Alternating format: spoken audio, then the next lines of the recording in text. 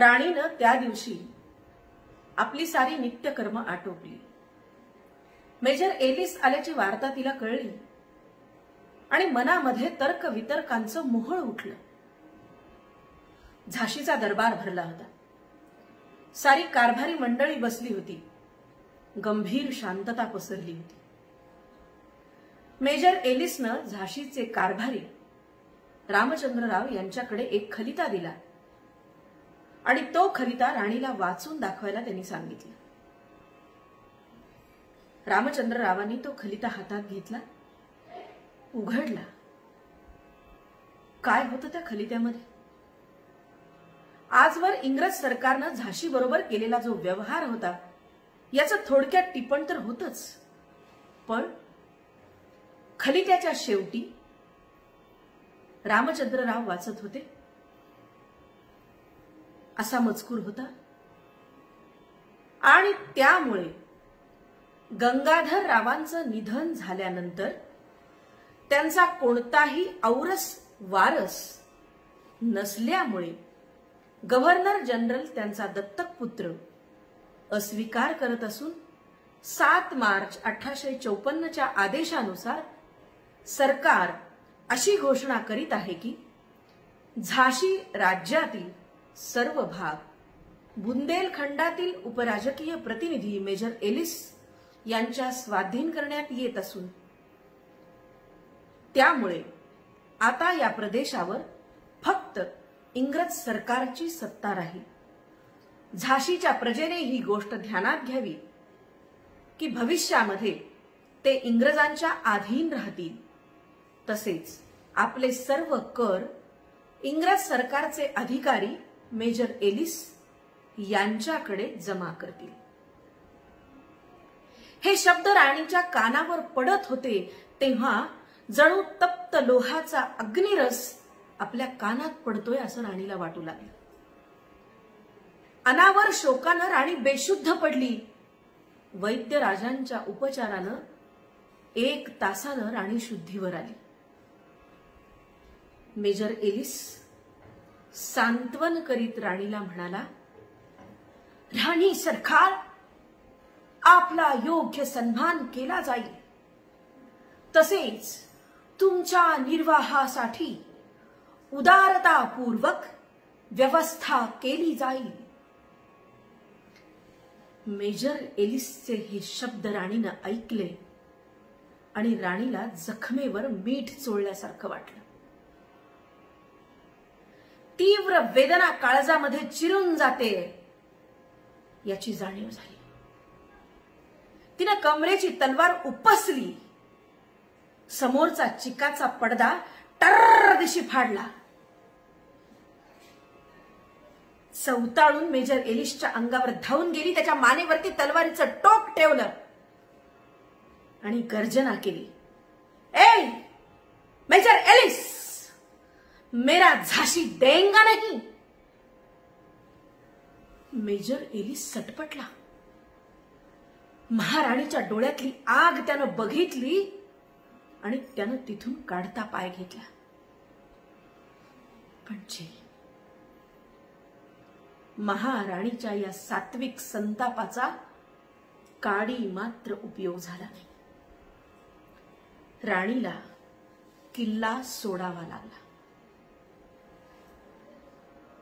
झाशीतल्याच एका थोरल्या राजवाड्यात राणीच्या निवासाची व्यवस्था करण्यात आली। किल्ल्यातलं सामान एजंटांच्या हुकुमाप्रमाणे मोठ्या उदार मनानं राजवाड्यात आणण्याची परवानगी इंग्रज सरकारनं दिली आणि या सरकारनं आपलं वेगळं धोरण झाशीला लागू करायला सुरुवात केली। झाशीच्या सैन्याला या इंग्रज सरकारनं कायमची विश्रांती दिली। किल्ल्यावरच्या पूर्वीच्या युद्ध सामुग्रीचा संपूर्ण नाश केला। दारुगोळा तलावामध्ये फेकून दिला। पेशव्यांच्या काळातल्या मोठ्या मोठ्या तोफा निकामी करून टाकल्या आणि हे सगळं बघून राणीला प्रचंड वेदना झाल्या। राणी विचार करू लागली, काय करावं।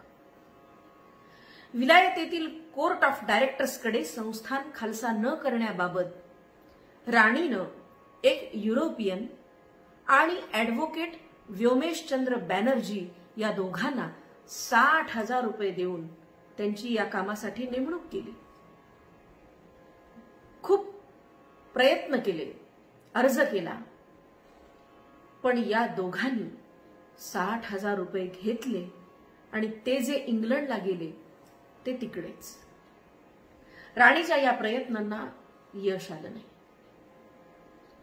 आणि सगळ्यात महत्वाचं म्हणजे कोर्ट ऑफ डायरेक्टर्सनं सुद्धा संस्थांच्या विलीनीकरणाला पुष्टी दिली. राणी निराश झाली, उदास झाली. एखाद्या धर्मपरायण महात्म्याप्रमाणे तिचे जीवन व्यवहार तिनं सुरू केले. पंच उषक्काली उठावं, ब्राह्ममुहूर्तावर उठावं, स्नानादी कर्म आटोपावे, 8 वाजेपर्यंत पूजा पाठ करावा आणि त्यानंतर अंगणामध्ये घोडेस्वारी, व्यायाम इत्यादी करा. थोडी विश्रांती घ्यावी. 11 वाजता स्नान करावं, दानधर्म करावा. दुपारी 3 वाजता 1100 वेळा रामनामाचा जप लिहावा आणि त्यानंतर पिठाचे गोळे करून माशांना खाऊ घालावे. संध्याकाळपासून रात्री 8 पर्यंत पुराण कथा इत्यादींचं श्रवण करावं. भेटीला येणाऱ्यांसाठी आपला काही वेळ त्यानंतर द्यावा आणि त्यानंतर 3ऱ्यांदा स्नान करून पुन्हा पूजा करावी. प्रसाद ग्रहण करावा आणि शयन कक्षाकडे जा. राणीचे वडील मोरोपंत राणीचा सगळा कारभार पाहत असत आणि याच पद्धतीनं राणीचा दिनक्रम सुरू होता. अशी 2 वर्ष गेली. दामोदर 7 वर्षांचा झाला. आता त्याची मुंज करावी लागणार असं राणीच्या मनात आलं आणि दामोदरासाठी म्हणून ठेवलेल्या सरकारी खजिन्यातले 6 लाख रुपयांपैकी राणीनं 1 लाख रुपयांची मागणी इंग्रज सरकारला केली.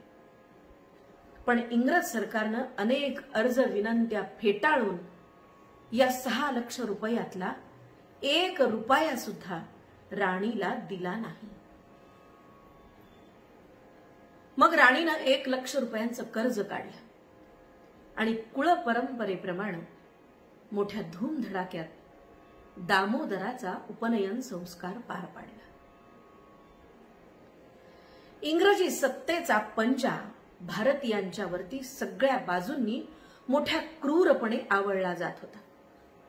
भारतीय राजे, संस्थानिक यांच्याशी केलेले तह, करार यांचा अवलंब न करणे, ते करार न पाळणे, दत्तक विधान नाकारून संस्थानं बळकावणं, ताब्यात घेणं, करमुक्त जमिनी सरकारनं बळकावणं, आपल्या नियंत्रणात आणणं, भारतातील उद्योगधंदे बंद करणं, शेतकऱ्यांवरती अनावश्यक कर्ज लादणं, भारतीयांच्या दीनदुबळ्या परिस्थितीचा फायदा घेऊन साम दाम दंड भेद नीतीनं ख्रिस्ती धर्माचा प्रचार आणि प्रसार करणं, अशा प्रकारच्या राजकीय, सामाजिक, धार्मिक आणि पारंपरिक, आर्थिक अशा सर्व बाजूंनी जनतेमध्ये असंतोष निर्माण करून अशांतता निर्माण झाली होती.